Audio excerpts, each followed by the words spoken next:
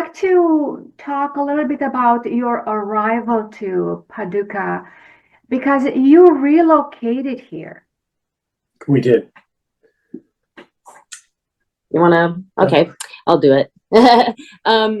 So it was 2008, and we were living in Saratoga Springs, New York, and we also lived on Lopez Island in Washington State. And we were getting ready to move, and we were going to move back to Lopez. And then one day it dawned on us, we had already at that point been doing art shows for a little over, probably about 9 years. And we thought, oh my gosh, if we go back to our home and make our home base on Lopez Island, we're going to have to totally reinvent ourselves and figure out what we're going to do, because most of the art shows in the United States are, if you cut the United States in half, they're on the eastern side, from the Midwest to the east. And so then we were like, oh gosh, now what do we do? Because we liked living in Saratoga Springs, but we didn't love it there. So we were ready for a change. And through other artists and through all of the trade publications that we read that had to do with artists doing art shows, we knew about this revitalization project. And in Paducah, they called it an artist relocation program. And at that time, there were, probably about 10 other places in the Midwest and in the South that were doing this. And so we did some research, and we decided to check out Paducah first, because all the other programs were modeling themselves after Paducah. And so we came down in January of 2008. We were here for 4 days, and we looked at properties, and this is what was being offered. This is what the program was, is that they took a neighborhood, and the neighborhood is called Lower Town. And they offered houses for $1 and empty lots for a penny. And we had to come in and either build or renovate. So we looked at properties that were available. We found one that we really liked, which is the house that we live in. And we went back to Saratoga Springs, and we said, we thought Paducah was charming. I think we could live there. And we had there was already a whole bunch of artists that were living in the neighborhood. So we got to meet all of them, and we thought this is a really rich experience. So here we are. Here we are. I have a question for Michael. You go back so many decades. You've been a sculptor, you're a poet, you've been painting, now you're doing digital art. Yep. You're also working with metal. You've done a huge sculpture in front of a museum just last year. It's not in front of a museum, but yeah, it's in front of a. Talking about the needle, yeah, that's at somebody's place of business, yeah, on a major corner. It's lovely. Yeah. So, what is the question? The question is, you've been dabbling in so many things. You've also been an educator for many, many years. How did you juggle all this? That's a good question. That's a very excellent question. I'm not sure it has an easy answer. At the heart of it is excellent partnership. While I am the engine in the studio, Victoria is the organizational engine for pretty much all sorts of things that make everything else possible. So at the heart of it is good partnership.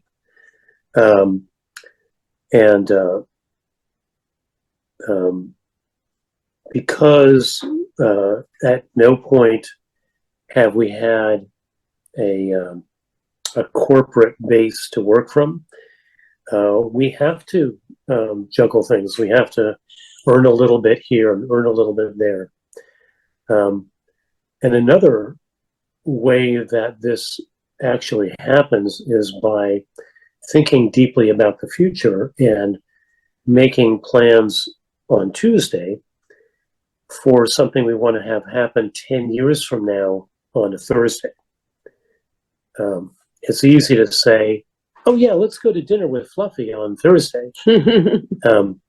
It's harder to say 10 years from now, when we can't do art shows, how are we going to support ourselves? Well, if we come up with this idea and we start building it today, 10 years from now, it'll be ready for us. So it's that planning and partnership that allows the juggling to happen. Right. Michael is in constant motion in his mind and in his physical body. That's just the way that he's wired. So, sometimes you can just say, I am maybe going to keep up with you. I did notice that, and I was wondering, his work with words, how did that come to you?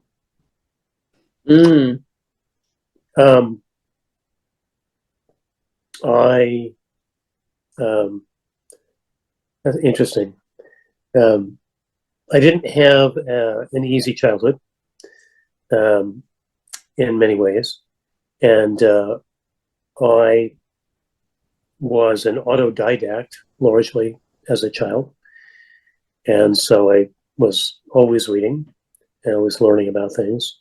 But I was also a pretty quiet kid, which meant I was observing a lot. And I've just always had that habit of sort of paying attention to what's going on around me. And probably with more intensity than the situation merits, but that just is how I grew up in that way.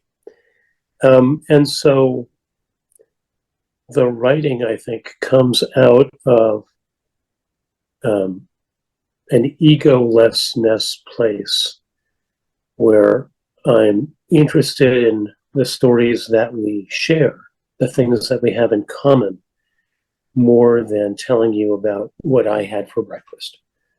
No one's interested in that. But I'm interested in the fact that we always want breakfast. We all are looking for that way. And what is the thing that satisfies us all? I don't know if I've answered your question. Yeah. Why the words on your... Is it why the words on things or why the words in general? On things, yes. Yeah. What inspires you with the word? Yeah, why the words? Well, you say what We have this conversation all the time. So you said what inspires me with the words. So that's what I was actually answering. But if the question is why are there words on things, it's because I think that the words are probably the most insidious vehicle. They're the things that get past people's defenses. If somebody looks at a blue painting, they can go, oh, I don't like blue. Or if it's a painting of a dog, they go, oh, I like cats. But if the words can speak to them, then that gets behind those defenses, as it was. And so when you put those words on things, you're really touching people in a much more deep way than if you just had an image. And you provoke people to a deeper emotional response, I think. So it's combining those two things that allows me to talk to people in a more significant emotional way. Victoria said on the website, she wrote that you are having pains in your back, your hands. How does this interfere with you creating art? Well, it's made a significant impact. Um, we were rear-ended by a school bus. We were going 60, pulling a trailer, and we got rear-ended by a bus that was going in probably in excess of 85 miles an hour. And a lot of that force, because I was the driver, a lot of that force was transmitted through the shock to the car, up the steering wheel, into my arms, into my right shoulder especially, and into my lower back. And I've got a cracked vertebra now in my back, and I've had one shoulder operation. I need to go back for a second one early this spring. And I can't physically I can't lift things the way I used to. I can't hold on to things the way I used to. And as a professional artist, a lot of the things that I've been thinking about for years, I can no longer execute because I physically don't have the wherewithal. So it's kind of a harsh reality, a harsh turning point. But as we say in our house, pivot and step forward. So because in the Wayback Machine, I used to be a large format oil painter. I have been exploring the whole digital painting thing and have gained a certain amount of skill with it and improving every week. And I think you're enjoying it. I think you're enjoying the challenge of it, the difference of it. Oh, I'm going to learn this. I do love a good challenge. Yes, I know.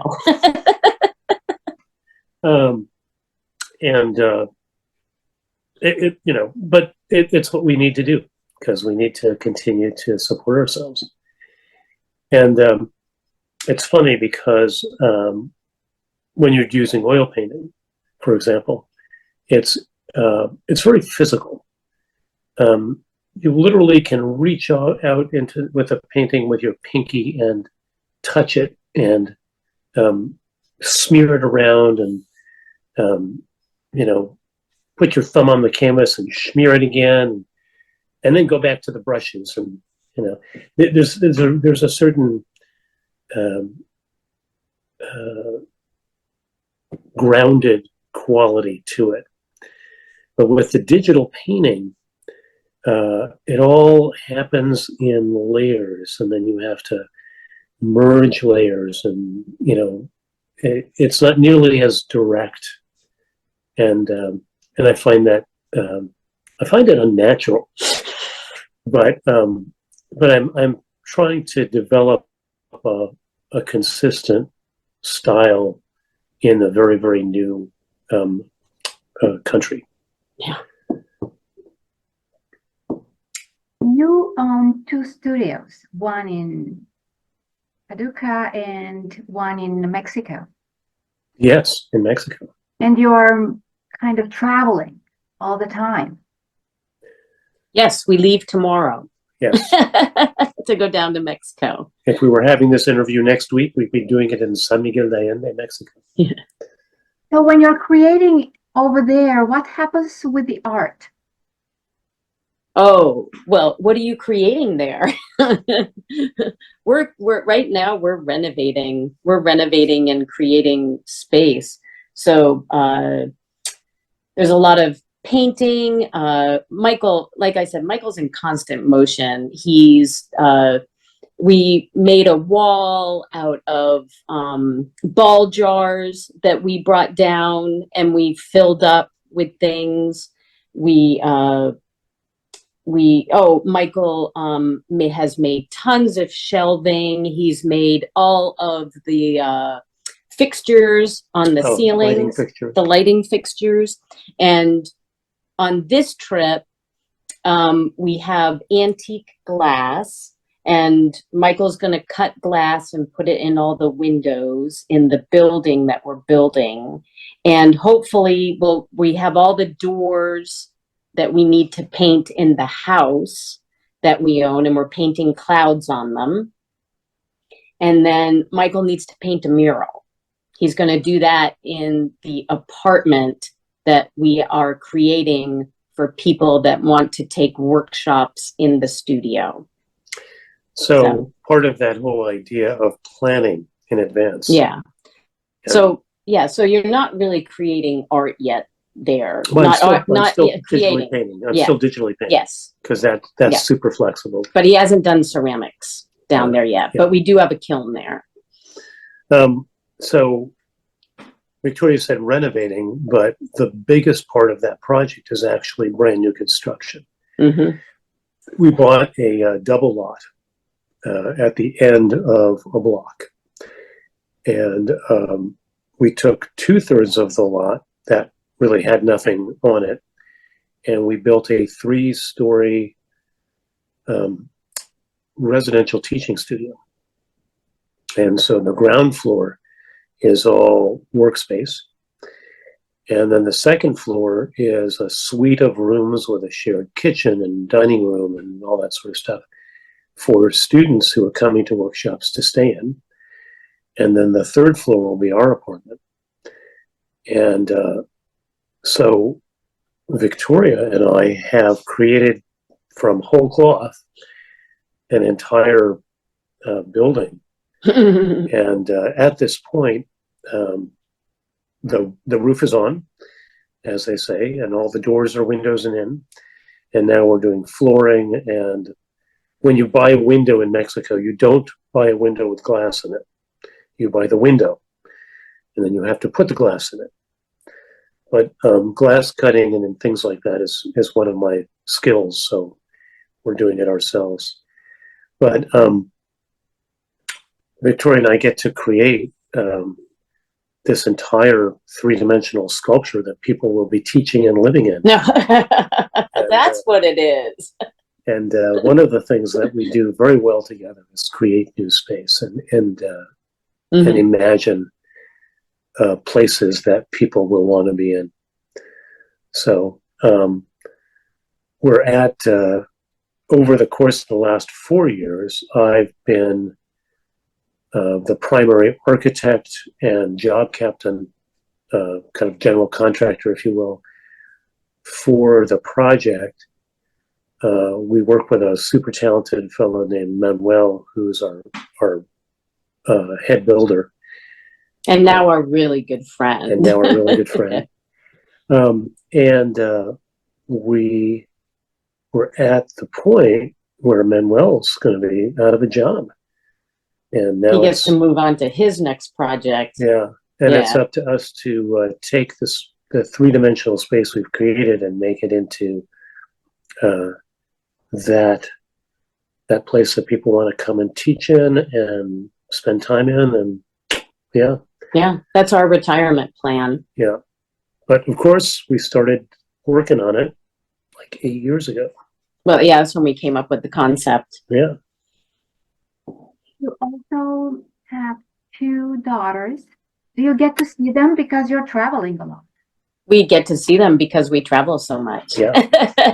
Sometimes we do a show because it's near where our daughters live. Yeah, one of our daughters lives in Los Angeles, and our other daughter lives outside of Washington, D.C.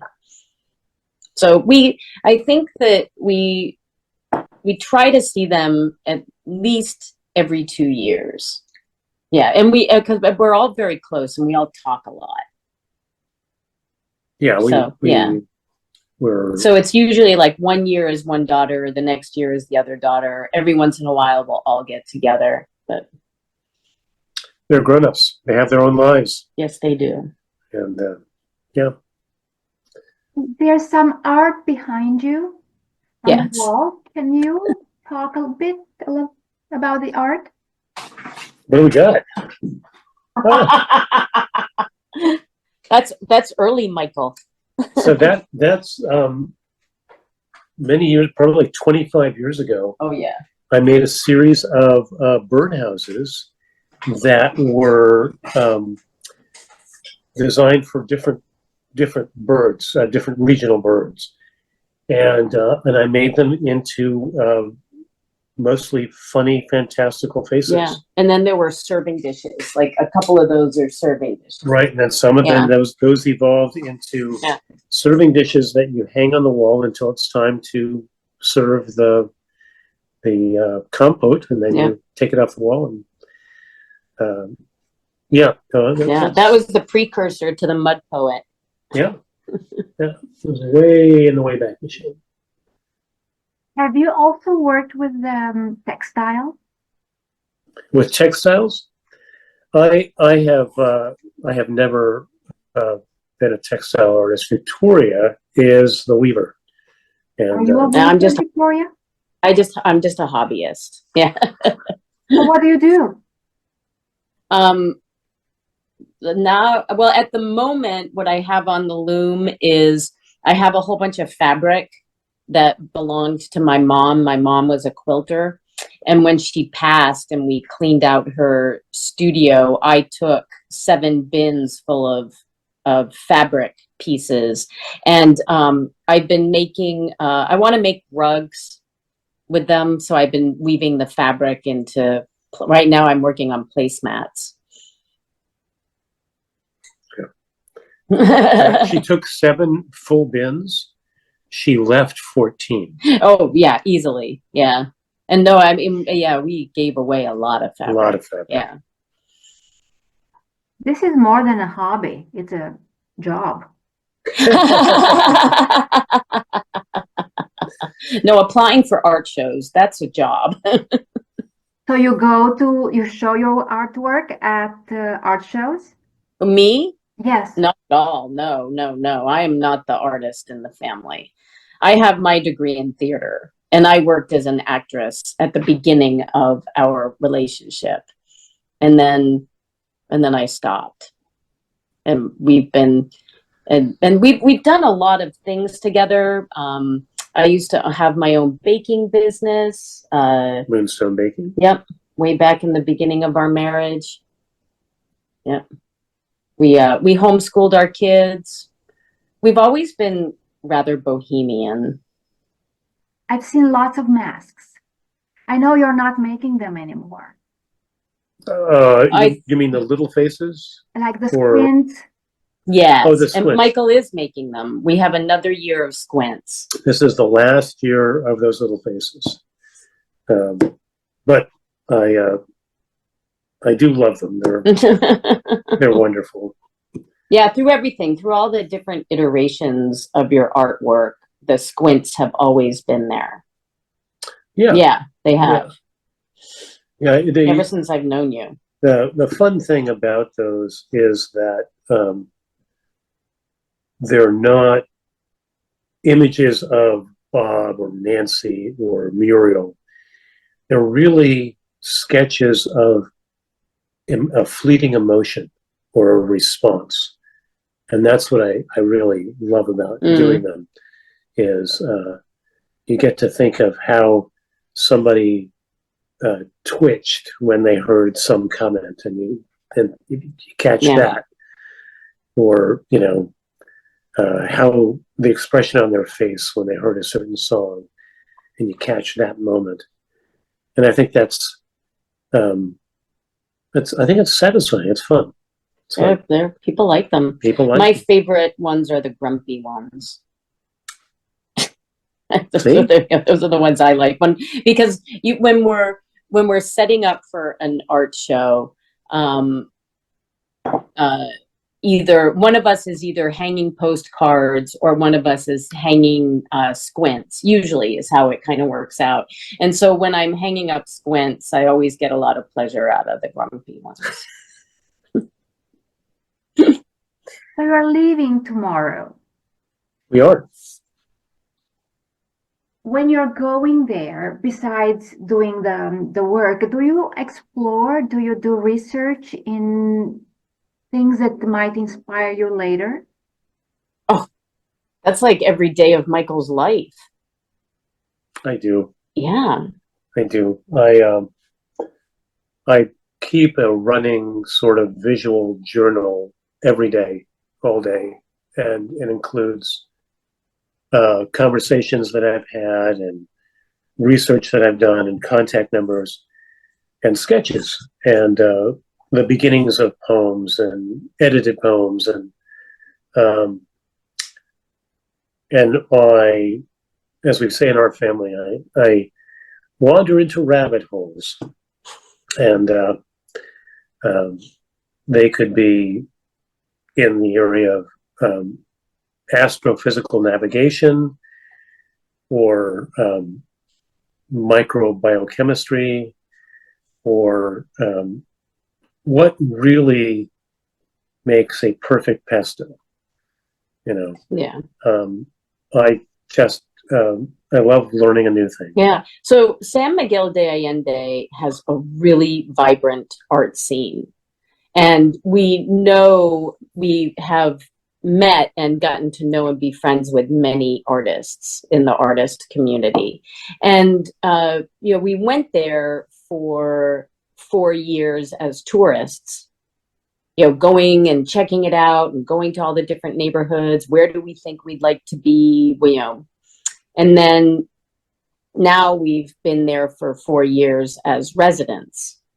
And we go to art openings. We spend a lot of time working at home because there's a lot to do, and we've spent a lot of time having to drive around and get things. We have met the bricklayers, and we go to a neighboring town called Dolores Hidalgo that makes Talavera tile, and we've gotten to meet a lot of artisans there and go and pick out the tile we need for this project or that project.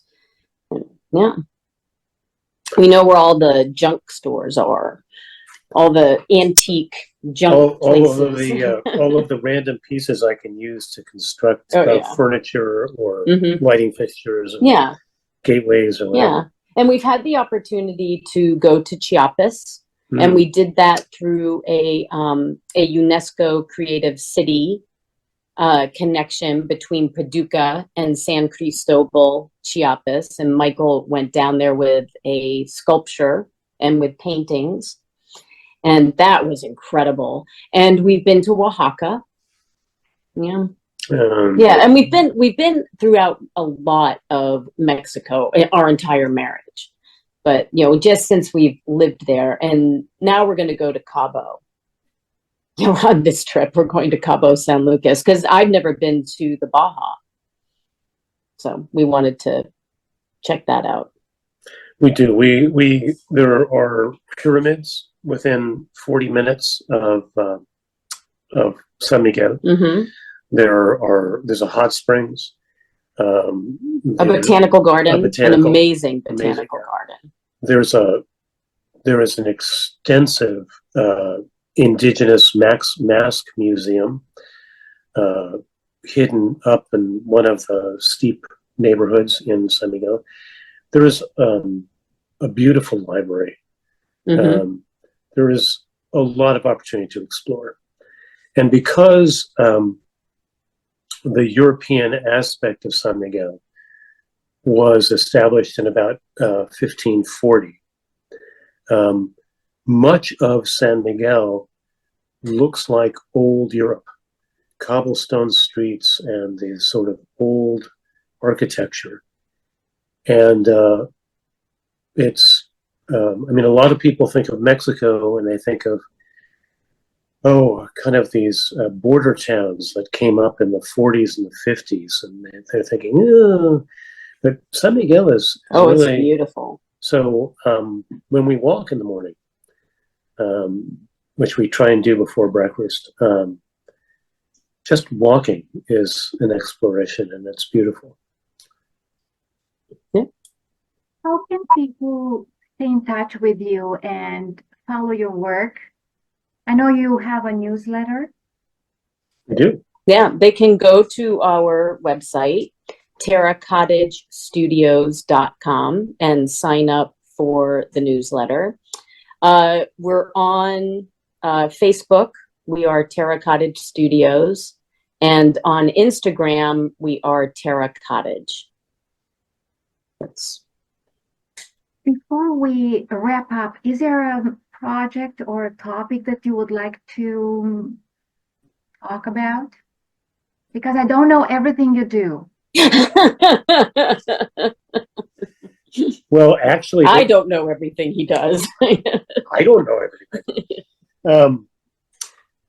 Voyage of Discovery.